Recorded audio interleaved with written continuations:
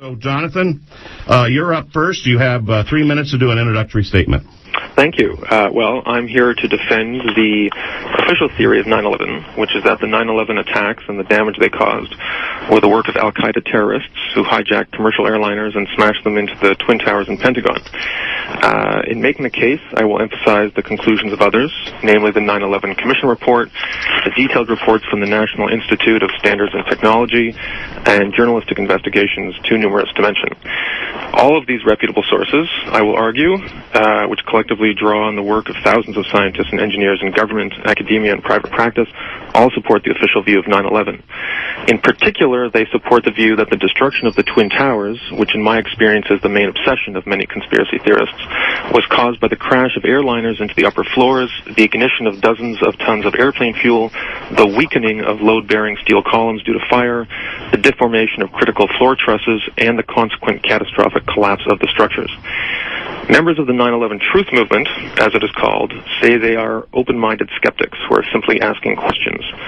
But in the years I spent writing my recently published book about 9/11 conspiracy theories, I found that almost all of these activists have already made up their mind. In particular, they believe that World Trade Center buildings 1, 2, and 7 were brought down through controlled internal demolition, and that the masterminds of this demolition plot were elements within the Bush administration seeking a pretext to attack Iraq and Afghanistan. This conspiracy theory has been debunked many times over during the last decade, but 9/11 truthers still cling to various talking points, which generally consist of misleading scientific factoids and stray quotations from public figures taken out of context. And I imagine that during this debate we will set about discussing some of these details. But one does not have to debate these fine points to understand how far-fetched the conspiracy theorists' views truly are. All one has to do is ask the following question: do you really think it is possible that a secret army consisting of thousands of spies and demolitions engineers had really spent months planting thousands of bombs around some of the busiest office buildings in the world without someone noticing? And even if they were successful in this Hollywood-style plot, do you really imagine that no one from this army of thousands of evildoers would come forward to tell the truth despite the passage of a full decade? Now, conspiracy theorists claim the mainstream media won't tell the truth about 9/11 because we are on orders not to from our corporate puppet masters. But in fact, just about every journalist I know, including me, would love nothing more than to become rich and famous by unmasking a conspiracy that, if true, would be the story of the century. But in fact, these conspiracy theories are not true. And I very much thank the organizers of this debate for giving me the chance to explain why. Thank you very much. All right, thank you. Next we have Todd Fletcher. Todd? The subject of the debate today is the veracity of the 9/11 Commission report. And so we are today supposed to be talking about the 9/11 Commission report's version of the events. Kevin Ryan and I will be addressing the reasons for which we doubt the veracity of the 9/11 Commission report.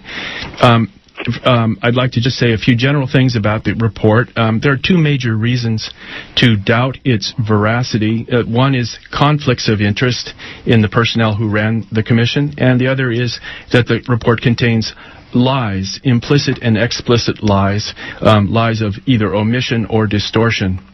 The principal and controlling conflict of interest was the close association of the executive director of the commission, Philip Zelikow, with the White House. He was a two-time Bush administration insider. He worked on George H.W. Bush's National Security Council with Condoleezza Rice. He co-wrote a book with Rice during the Clinton years when they were out of office. Rice brought him onto the National Security Council transition team when there was the transition from Clinton to George W. Bush, and then George W. Bush named him to the Foreign Intelligence Advisory Board. In 2002, Rice picked him to write the 2002 National Security Strategy of the United States, which, for the first time in history, asserted as official U.S. policy preemptive war, subsequently known as the Bush Doctrine, when it was invoked to justify the illegal invasion of Iraq. Zelikow based his argument for the doctrine of preemptive war on the 9/11 attacks. They were the pretext he used for this massive change in U.S. policy to justify wars of aggression. As has been described in New York Times reporter Philip Shannon's book, The Commission, Zelikow controlled the commission virtually completely. He wrote an outline of the entire report, complete with chapter headings, subheadings, and sub-subheadings, before the investigation even began. He kept the existence of his outline a secret with the collusion of Commission Chair Thomas Kane and Vice Chair Lee Hamilton. The staff of the Commission did not find out about the outline until a year later, and some members of the staff compared the Commission report to the Warren Commission report on the JFK assassination, that famous cover-up, as a result. Finally, Zelikow rewrote all drafts submitted by the research teams. The report Zelikow produced contains many lies of omission, implicit lies, of important facts relevant to a full understanding of the 9/11 attacks. The only sense in which the report is a full account, as it was mandated to be, 15 seconds. Is that it included everything that supported the official conspiracy theory. The attacks were a surprise carried out by Al-Qaeda. But almost all facts which suggest otherwise were either omitted or distorted by the report. Kevin and I will provide many examples in the next hour's debate. Okay, Brian Bonner, you are up next for 3 minutes. Oh, thank you. Well, I do agree with what Mr. Kay has said. In addition to that, we will be able to look at the scientific aspects of this. What were the possibilities that the claims of the 9/11 report are true? Why are people making claims otherwise? What are these claims, and how can we assess them to see, what's actually going on? As has been stated previously, we're looking at people who are claiming to be, quote, open-minded skeptics. Well, anybody that has deluded themselves to the point that they won't listen to anything else has actually branched over and become a cynic. And at that point, we really need to look at the psychology at the people that are making these claims. Why do they believe this? And why can they relate it back to other conspiracies? Because of this is just another belief in the line of conspiracies that they can add on and make an even bigger issue out of something. Brian, that... I'm going to have to ask you to stay on topic. Oh, absolutely. Okay, thanks. Well, and like I say, we can look at this and we can go through the scientific data. We can see why the towers collapsed. We can look and see why did Building 7 collapse, but not the way that people are claiming that it did in the Truther movement.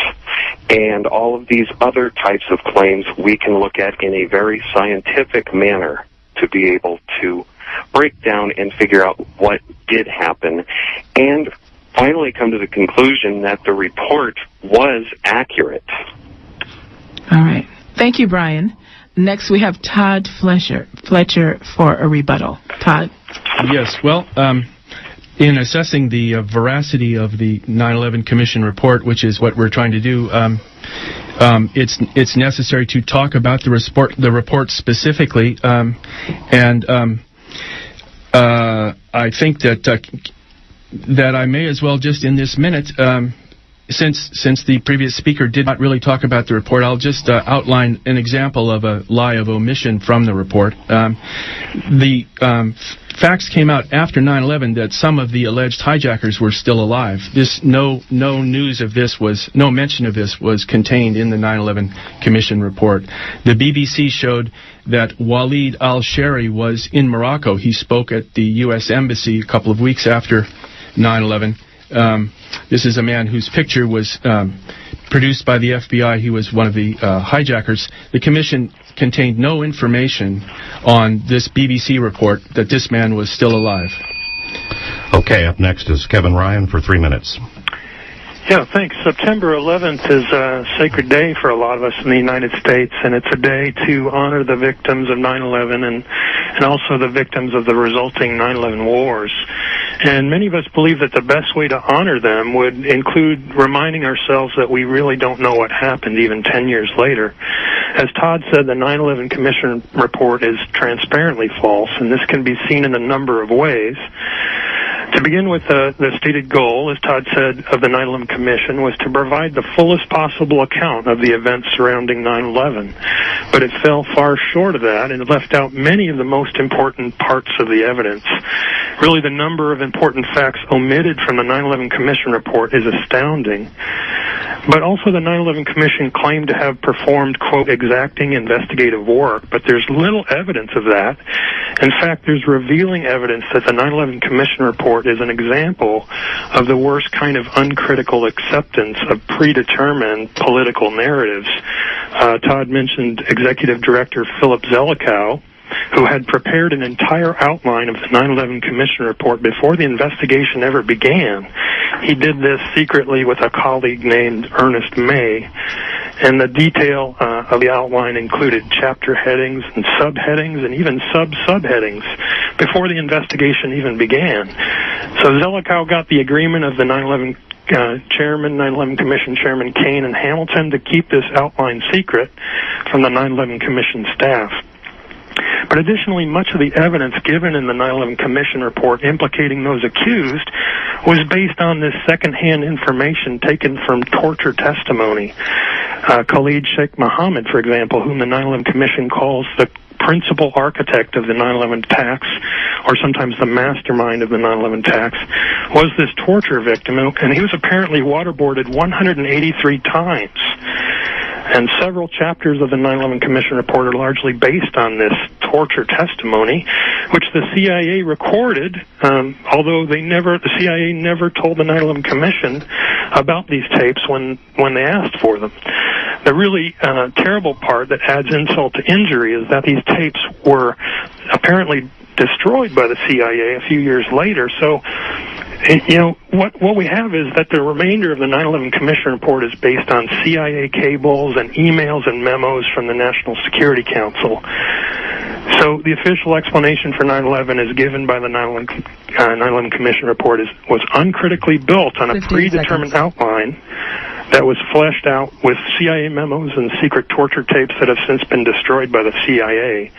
And that's not an exacting investigation, and it can't be verified. Also, people often mistake the 9/11 Commission for a unanimous bipartisan effort, but it was not. Senator Max Cleland, for example... We're going to have to stop, Kevin. Thank you. Okay, next we have Jonathan Kay. Jonathan? 1 minute. Hi. Well, I'm really glad my opponents made the Waleed al-Shari reference, the idea that this 9/11 hijacker is still alive. It's exactly the kind of spurious argument that's made. It is true that on September 23rd, 2001, BBC News reported that Waleed al-Shari was alive and well. Within a few hours, they corrected the report and said a man called Waleed al-Shari. It was another man with the same name, but by that time, 9/11 conspiracy theorists have jumped all over it, and despite the fact it was debunked 10 years ago, they still parrot it on radio shows. I should also say, in terms of KSM being tortured, it's true. I agree. I think it's a scandal that he was tortured like that, and I concede the point that evidence isn't as good as it could be. In terms of Zelikow editing a report, look, I'm a professional editor. I collaborate with people. I often prepare outlines for them. It's helpful to them. It doesn't mean that I'm preordaining the material of the report. It just means that I'm helping them create a structure. There's nothing conspiratorial about that. Okay, we're going to move into 5-minute presentations. Kevin Ryan is up first for 5 minutes. Okay, thanks. Yeah, Jonathan Kay mentioned the hijackers that were reported by mainstream news to have been still alive, and I didn't mention that. Maybe Todd did, but since Mr. Kay mentioned it, I think the important point here is not the question of whether they really are still alive. The question is, why was that not investigated? But I'd like to get back to the point that Senator Max Cleland left the commission saying this was a scam. These are his exact words. Senator Cleland, when he quit the commission, he said, quote, "This is a scam. It's disgusting. America is being cheated." He said, "As each day goes by, we learn that this government knew a whole lot more about these terrorists before September 11th than it has ever admitted." So he was really disgusted. He quit the commission. But, the 9/11 Commission would never have existed if it were not for the 9/11 victims' family members who got media attention and insisted on an investigation. These family members provided a lot of questions that needed answering. They actually drove the investigation in large part. But the 9/11 Commission report did not address most of those questions. In fact, over 70% of the questions went unanswered. And as I indicated before, the report is not based on exacting investigation. Another example of this is the way in which the 9/11 Commission handled the idea of insider trading related to 9/11. What the Commission did was uncritically accept statements from the FBI that were obviously not supported by evidence. The Commission concluded that what they had called the, quote, exhaustive investigations by the FBI uncovered no evidence for insider trading, but the truth was that someone did profit through securities transactions. But the Commission, based on the Commission's assumptions of guilt, those who profited had no conceivable ties to Al-Qaeda, in their opinion, and therefore it was not insider trading. This is the kind of example of the logic we see in the official reports. The FBI did not even interview the insider trading suspects and did not try to make any kind of determination if any of the people being investigated might have had ties to Al-Qaeda. The Commission simply accepted unsupported assumptions made by the FBI. And the people who were involved and accused by the SEC of suspicious trades are in fact known to have significant circumstantial links to Al-Qaeda that need to be investigated. So, other than that, the 9/11 Commission report left out or glossed over most of the important information and includes the testimony of Secretary of Transportation Norman Mineta, who said that Dick Cheney basically was tracking Flight 77 before it impacted the Pentagon, and that Cheney had issued some sort of orders about that. It completely excluded the testimony to the Commission of World Trade Center hero and janitor William Rodriguez, who said there were explosions in the building. This was corroborated by 14 of his co-workers. The 9/11 Commission report did not make any mention at all of Building 7, the third skyscraper that fell at 5:20 in the afternoon after no plane hit it. And they also excluded the testimony of FBI whistleblower Sibel Edmonds, who said that Osama bin Laden was working with the U.S. up to the day of 9/11.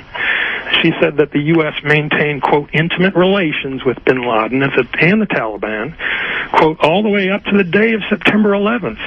These intimate relations included using bin Laden and Al-Qaeda for operations in Central Asia in the same way that we did during the Afghan and Soviet conflict. That is, fighting enemies via proxies. So Al-Qaeda is used as a proxy, and according to Sibel Edmonds, right up to the day of 9/11, Osama bin Laden was part of this. So, the 9/11 Commission report obviously did not provide the fullest possible accounting. They didn't even report a lot of the information that was given to them directly. They omitted it, and they did not perform anything close to exacting investigation, as I think I've pointed out in several ways. So the 9/11 Commission report is false simply due to the fact that they did not meet their objectives, and some of the simple things that we wanted answered, like why did the air defenses fail, we were given multiple false stories. The first thing we were told right away was that no jets were scrambled to intercept the planes. But that's standard protocol, and that's what NORAD said. So NORAD told this to the country. No plane, and then we got two other stories after that which conflicted with that. So it gets a little bit ridiculous after a while. Okay, for a 1-minute rebuttal, we'll go to Brian Bonner. Okay, well, let's take a look at a couple of the different issues that he was talking about there.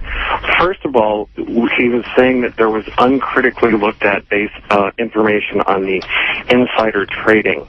Well, at any other time this would happen, that isn't something that would be noticed or even cared about. So I think we're looking at a little bit of possibly some confirmation bias there. But I'm going to go over to Building 7.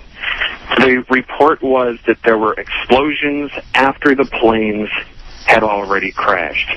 And this was in the other buildings as well. The thing is, with the amount of accelerants within the building, with the amount of jet fuel that was already pouring into the building, 15 seconds. Explosions throughout the building are something that would be expected, and if they weren't, definitely would be a question of what happened. Okay, up next is Jonathan Kay for 5 minutes. Oh, hi.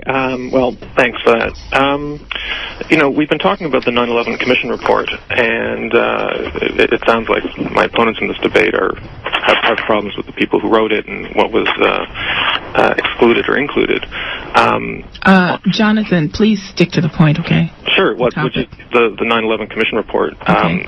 My view to those, in regard to those who express doubt about the contents of the 9/11 Commission report, the first question you should ask is, does it agree or disagree with other reputable sources? If you don't like Philip Zelikow, fine.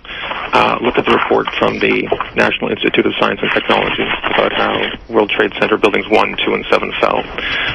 Look to Lawrence Wright's book, A Looming Tower.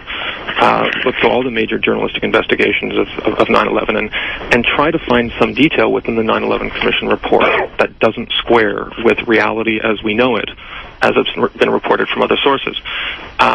And you'll find that there is no point on which the leading sources disagree. In terms of insider trading, that was investigated by the Securities and Exchange Commission. There was no significant blip in trading on American Airlines or other stocks in the lead up to 9/11. In terms of Dick Cheney tracking Flight 77, that's simply not true at all. In fact, up to the point that Flight 77 was destroyed, no one quite knew where it was. And they continued not to know where it was, even for 10 or 20 minutes thereafter. Such was the confusion at NORAD. In terms of Rodriguez, who was a janitor in the Twin Towers, and the explosions he reported, Rodriguez himself has come forward and has expressed concern about his eyewitness testimonials being misused by conspiracy theorists. And I should also acknowledge that there are grains of truth to what's being said. It is true that Osama bin Laden and Al-Qaeda and the Mujahideen in Afghanistan did indirectly work with the United States during the Soviet era in the 1980s. When people say that, that is completely accurate. But as the 9/11 Commission report concluded, that cooperation ended fairly abruptly after the Soviet period. The people who claim otherwise are confined to individuals such as Sibel Edmonds. Sibel Edmonds is indeed a real person who exists, a Turkish-American former FBI translator. She has made a number of astounding claims, which are reported on her website. Just one of them, a few of them relate to 9/11. Others relate to nuclear proliferation and that sort of thing. I think they lack credibility. In any case, they've been investigated by all sorts of U.S. committees. She's a professional litigant, and she's tried to bring this to light through all sorts of means. But people can go on her website and decide if they're credible. I don't think they are. In terms of claims about NORAD, it's completely true that NORAD didn't do its job. And some of the claims that were made before the 9/11 Commission were misleading. The 9/11 Commission itself acknowledged that. In fact, the 9/11 Commission referred material to NORAD's own Inspector General and made that fact public in the 9/11 Commission report. So I don't know what complaints there could be in that regard. In general, I should say that the 9/11 Commission report was prepared by a group of well-known public citizens. Philip Zelikow, of course, is the most notable. And there is a grain of truth to the idea that these people have some conflict and that they have a history in government. And this is the claim that is made in regard to any high-profile commission. It's what's made in regard to the Warren Commission, saying, these are famous people with influential friends, and of course they're compromised.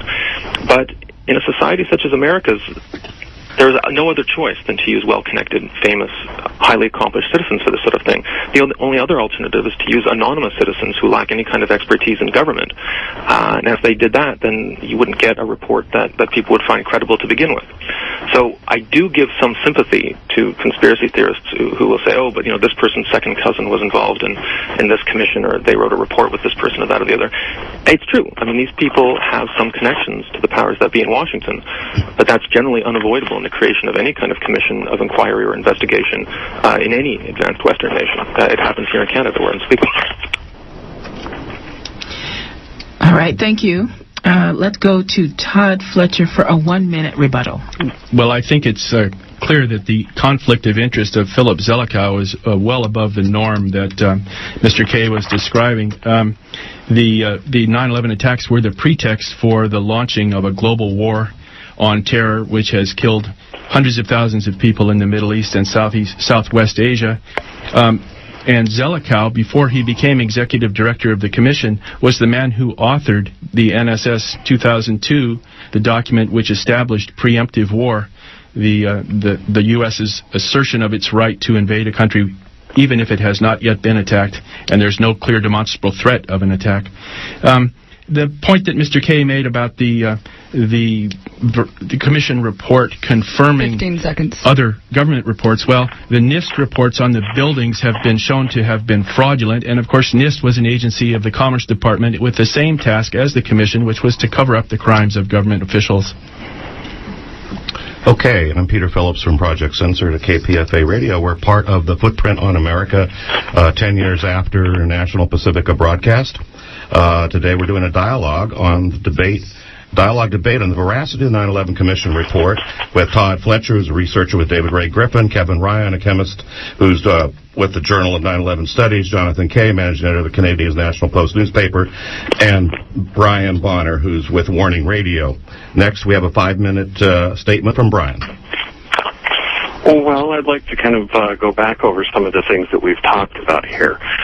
One of the claims that we're looking at is that victims' family members have come forward in saying that most of the questions have not been addressed. While obviously some family members will have that feeling because this was a very impactful thing on their lives, it's not necessarily always the truth. Most of the families that you talk to, most of the people that have dealt with this, the vast majority of them, feel that they have had more than enough questions answered, and not just that, but been able to witness it themselves through every form of media possible. And at some point we have to look at this and wonder how much damage is it causing these families to have this sort of thing rerun over and over again, claiming that what happened didn't. But we can go on to this next issue of the claim that bin Laden worked with us, quote, until that day.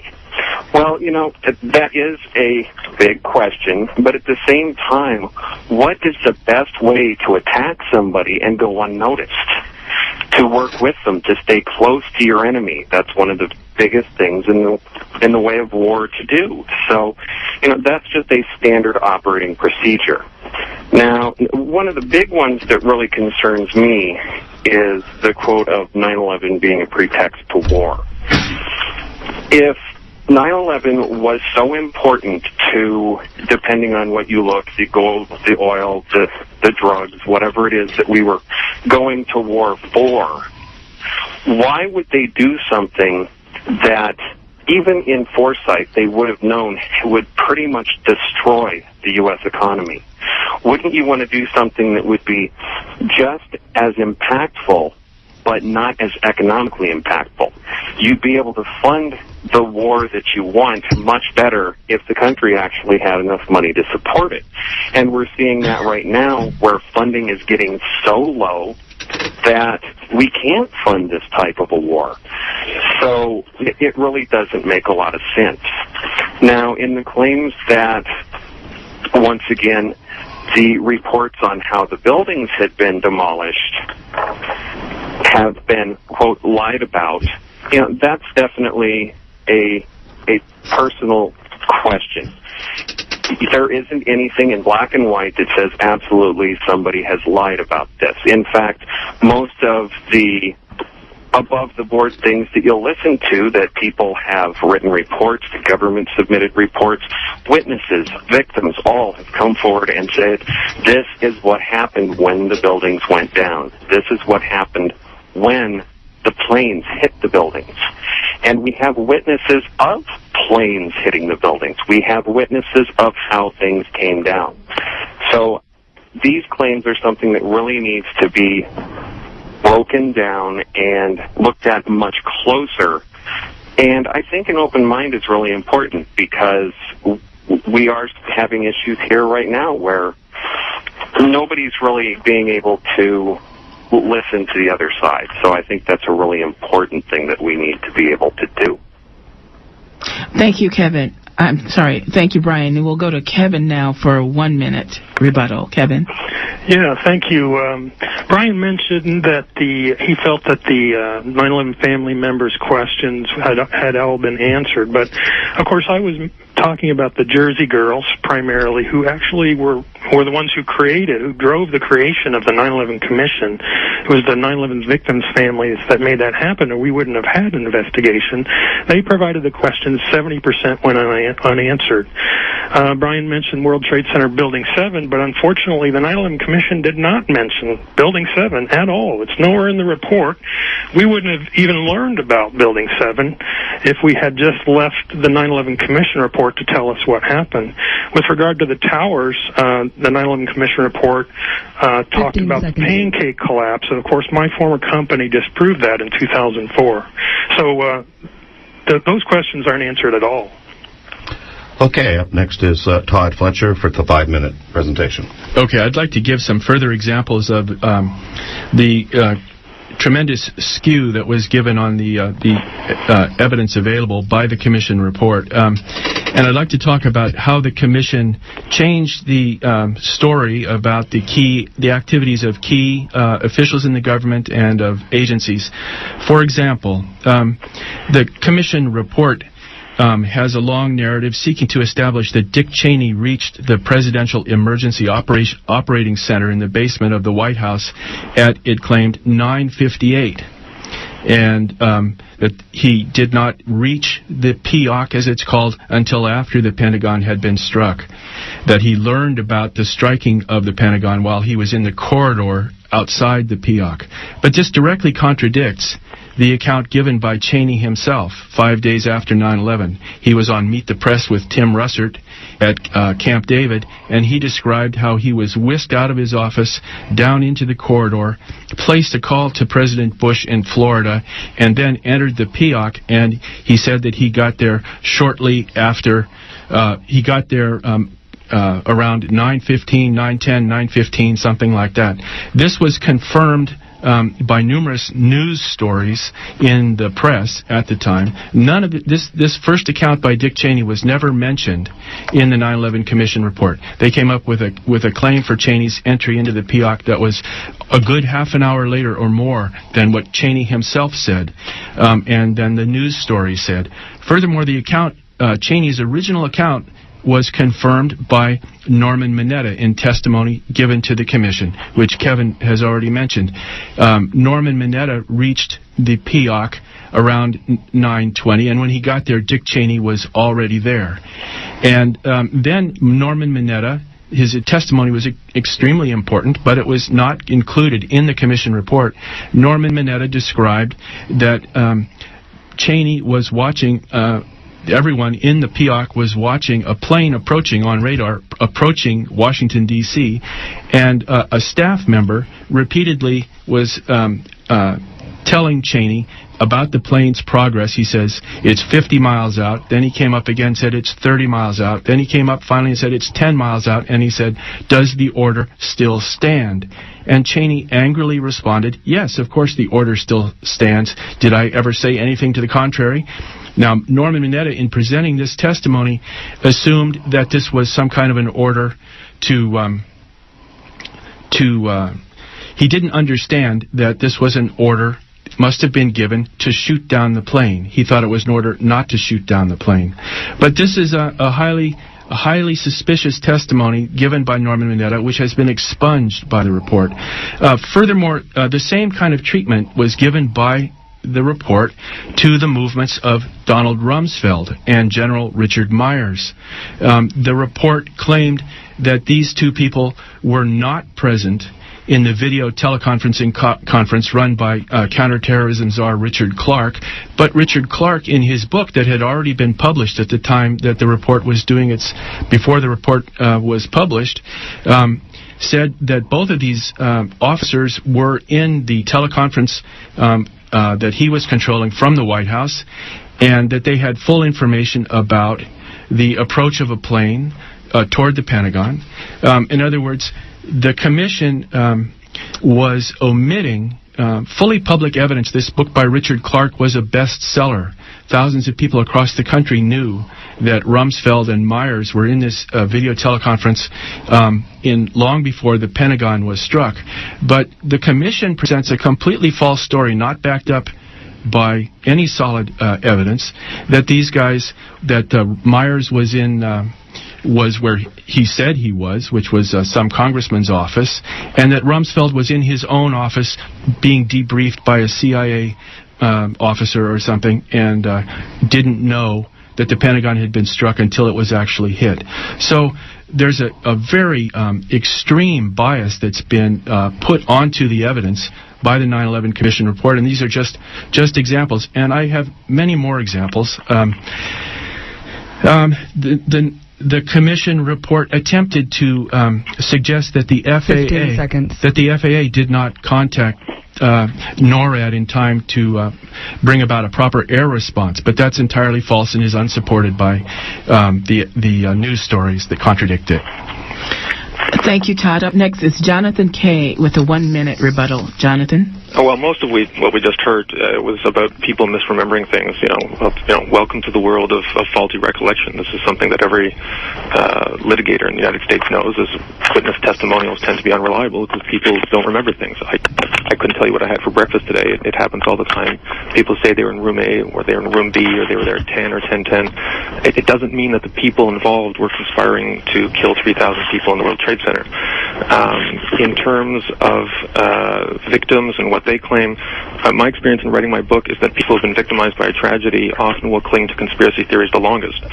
For instance, parents whose children have suffered from autism often are the ones who cling to the debunked theory that vaccines cause autism. 15 seconds. It doesn't mean that these people are right simply because they cling to these theories the longest. It just means that they have the greatest emotional investment in those conspiracy theories, which is what is the case now. Kevin Ryan, you're up for 3 minutes. Yeah, I think it's important for everyone to realize how many false stories we've been given in terms of supporting the 9/11 wars and the idea that external, the poor people who happen to live on the most strategically important lands just happen to be the terrorists. We've received 3 completely distinct explanations for what happened with the air defense failures. As I said, the first one was that no planes were scrambled, but no jet fighters were scrambled. But that's standard protocol. Whenever we lose contact with a plane or if it goes off course, it's standard protocol that jet fighters are scrambled. And that happened 129 times in the year 2000. So, in that first week when we were told that, people didn't believe it. So they gave us a different story, which was that the jets were scrambled, but they were only traveling at a small fraction of their maximum speed.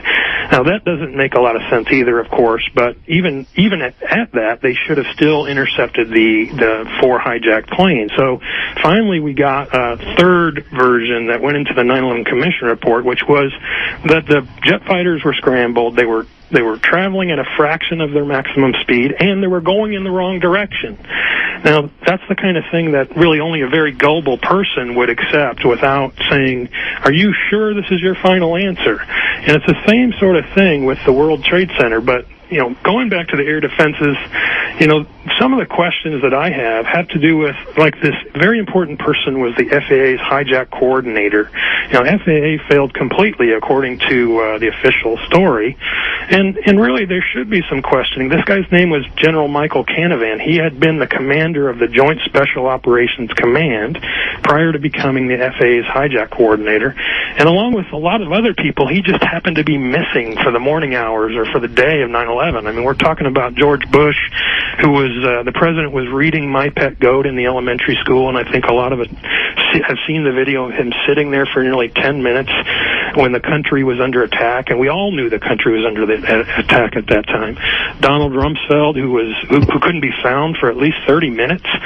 Richard Myers, Montague Winfield, they all found something else to do during the actual attacks. And, that failure of chain of command has never been answered. In fact, most of the people have been promoted or rewarded for it.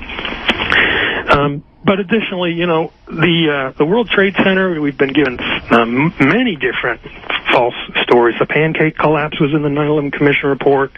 That didn't work out. The diesel fuel fires for World Trade Center Building 7 didn't work out. The damage from falling North Tower didn't work out. So people really need to be gullible, or need to be asking questions unless they are really gullible. Is this the final answer on the official explanation? Okay, thank you, Kevin. Let's go to Brian Bonner for 1 minute. Okay, well, let's take a look at a couple of things here. First of all, one of these things that they're really having an issue with is the times that Cheney was told about events or where he may have been at the time. anybody that's ever been a first responder realizes that in times of stress, the first thing that happens is people start getting their stories conflicted, and especially if he was asked 5 days after the fact, that human memory isn't the greatest thing in the world. So on that same issue, they're saying that the FAA did not contact NORAD in the appropriate time.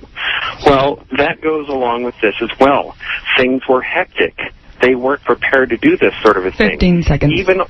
Even on site, the police and the fire department were having communications issues. So this was not a conspiracy. It was just a breakdown in standard communications. Okay, Jonathan K., 3 minutes. Sure. I think Kevin listed a lot of aspects of the official theory. He says, oh, this didn't work out, that didn't work out. Actually, they've worked out quite well. The only people who think they don't work out is the small but dedicated group of people who have made 9/11 conspiracies in their life. So you can't just list off a number of well-proven propositions about the 9/11 attacks and say they didn't work out. Kevin focused on NORAD and said, oh, it was a standard practice to scramble planes to respond to non-responsive aircraft over American airspace. Actually, it wasn't. The only successful interception of a non-responsive aircraft over U.S. airspace between 1989 and 2011 was when Golfer Payne Stewart's airplane was non-responsive in 1999, and it took the American Air Force about an hour to get to him, despite the fact that the transponder on his aircraft was activated, and the transponder on all 4 hijacked aircraft in 9/11 were not there.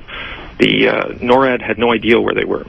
In terms of the planes at Otis Air Force Base and Langley Air Force Base, they followed standard operating procedure, which in the case of Otis was to send their planes out over Long Island Sound. In the case of Langley, it was sent to send their 2 F-16s out over the Atlantic Ocean. These were Cold War era protocols. Critics are quite right to say that the United States wasn't prepared for 9/11, but the scandal wasn't that it was some kind of conspiracy to wage war. The scandal was that they hadn't updated their military protocols in 2 decades. In terms of the idea that all this was a pretext to take over strategically important lands, I would argue that Afghanistan in 2001 was regarded as one of the most unstrategic places on Earth.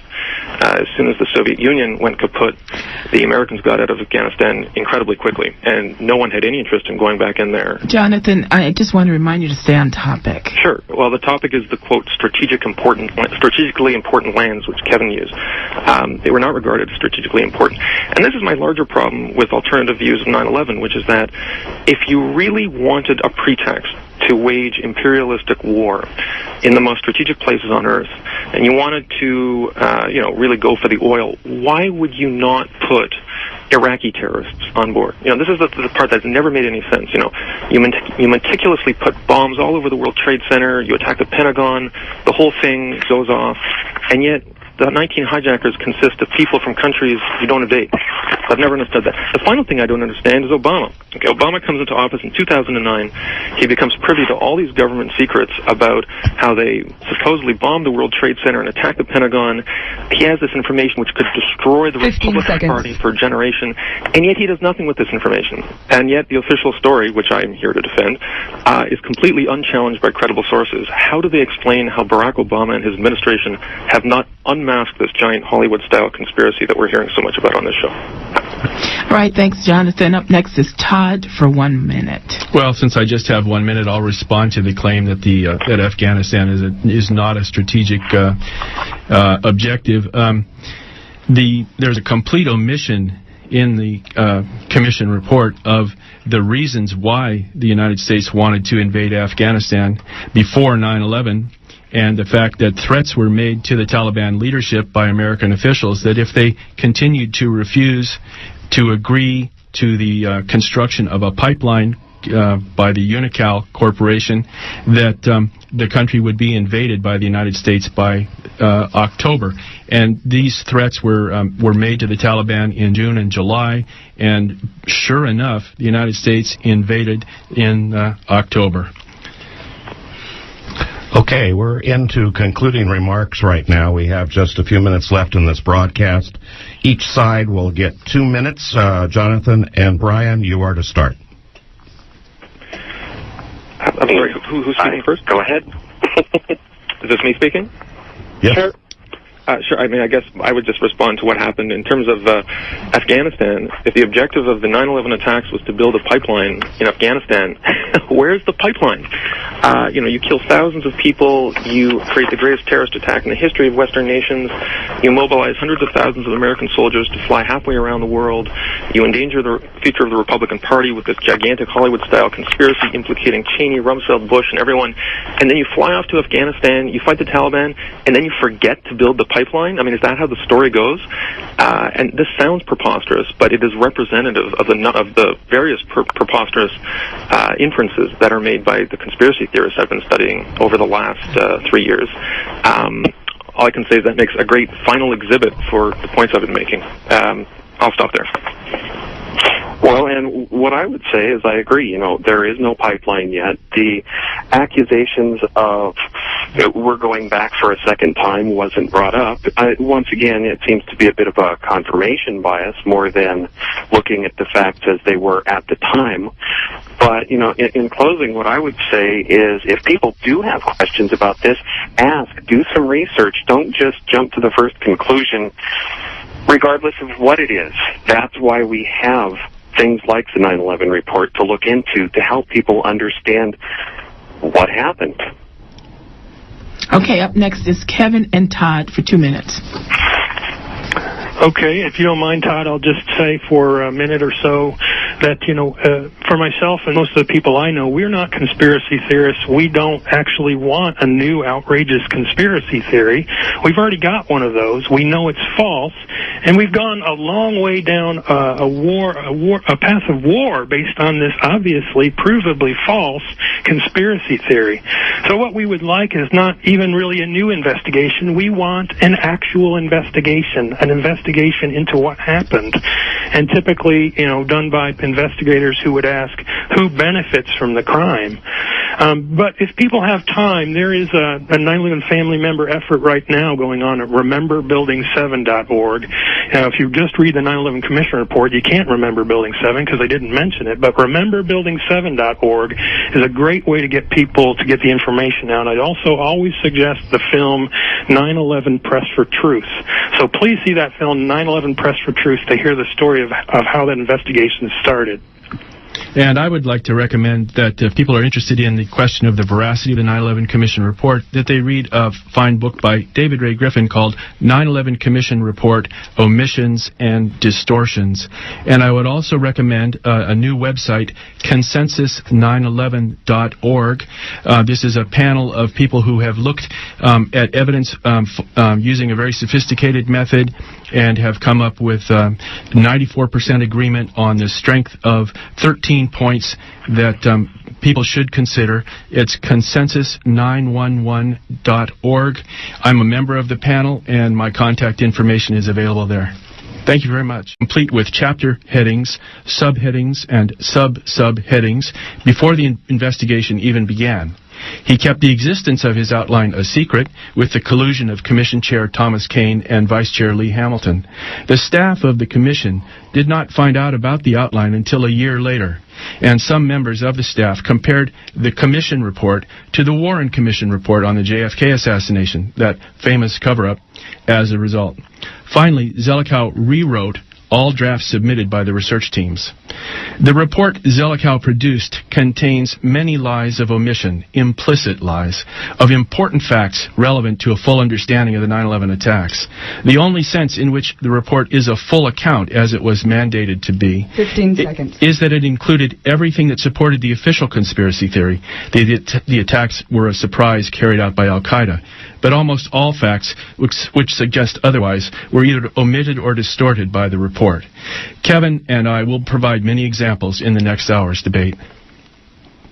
Okay, Brian Bonner, you are up next for 3 minutes. Oh, thank you. Well, I do agree with what Mr. Kay has said. In addition to that, we will be able to look at the scientific aspects of this. What were the possibilities that the claims of the 9/11 report are true? Why are people making claims otherwise? What are these claims, and how can we assess them to see what's actually going on.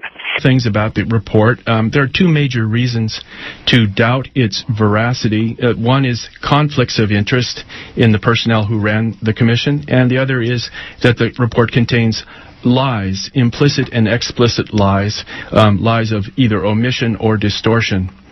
The principal and controlling conflict of interest was the close association of the executive director of the commission, Philip Zelikow, with the White House. He was a two-time Bush administration insider. He worked on George H.W. Bush's National Security Council with Condoleezza Rice. He co-wrote a book with Rice during the Clinton years when they were out of office.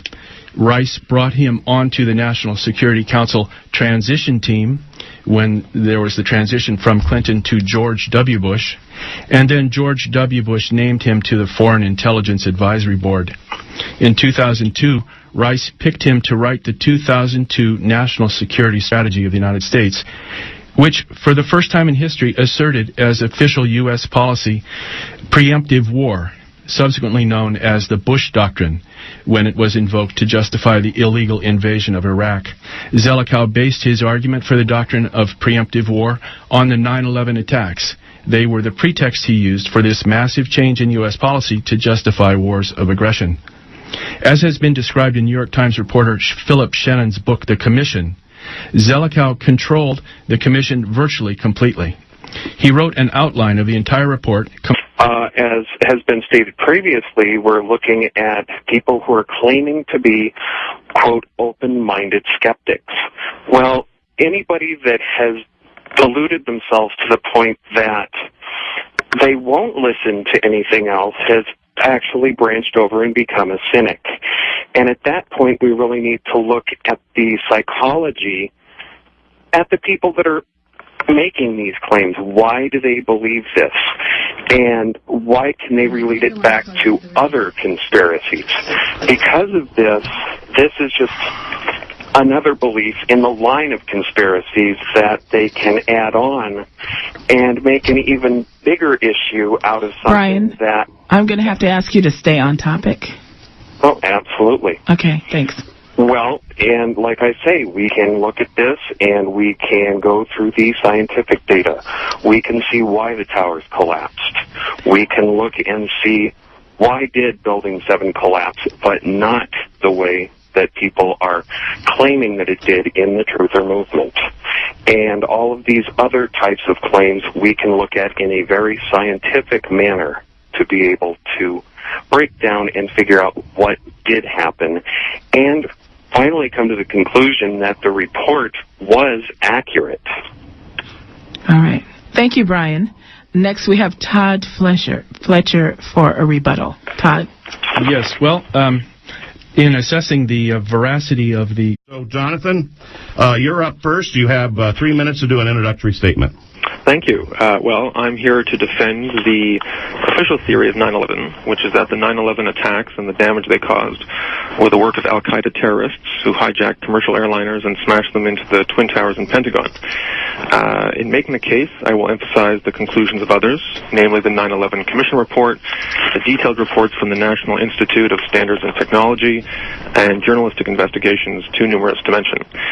All of these reputable sources, I will argue, which collectively draw on the work of thousands of scientists and engineers in government, academia, and private practice, all support the official view of 9/11. In particular, they support the view that the destruction of the Twin Towers, which in my experience is the main obsession of many conspiracy theorists, was caused by the crash of airliners into the upper floors, the ignition of dozens of tons of airplane fuel, the weakening of load-bearing steel columns due to fire, the deformation of critical floor trusses, and the consequent catastrophic collapse of the structures. Members of the 9/11 Truth Movement, as it is called, say they are open-minded skeptics who are simply asking questions. But in the years I spent writing my recently published book about 9/11 conspiracy theories, I found that almost all of these activists have already made up their mind. In particular, they believe that World Trade Center buildings 1, 2, and 7 were brought down through controlled internal demolition, and that the masterminds of this demolition plot were elements within the Bush administration seeking a pretext to attack Iraq and Afghanistan. This conspiracy theory has been debunked many times over during the last decade, but 9/11 truthers still cling to various talking points, which generally consist of misleading scientific factoids and stray quotations from public figures taken out of context. And I imagine that during this debate we will set about discussing some of these details. But one does not have to debate these fine points to understand how far-fetched the conspiracy theorists' views truly are. All one has to do is ask the following question. Do you really think it is possible that a secret army consisting of thousands of spies and demolitions engineers could really spend months planting thousands of bombs around some of the busiest office buildings in the world without someone noticing? And even if they were successful in this Hollywood-style plot, do you really imagine that no one from this army of thousands of evildoers would come forward to tell the truth despite the passage of a full decade? Now, conspiracy theorists claim the mainstream media won't tell the truth about 9/11 because we are on orders not to from our corporate puppet masters. But in fact, just about every journalist I know, including me, would love nothing more than to become rich and famous by unmasking a conspiracy that, if true, would be the story of the century. But in fact, these conspiracy theories are not true. And I very much thank the organizers of this debate for giving me the chance to explain why. Thank you very much. All right, thank you. Next we have Todd Fletcher. Todd? The subject of the debate today is the veracity of the 9/11 Commission report, and so we are today supposed to be talking about the 9/11 Commission report's version of the events. Kevin Ryan and I will be addressing the reasons for which we doubt the veracity of the 9/11 Commission report. I'd like to just say a few general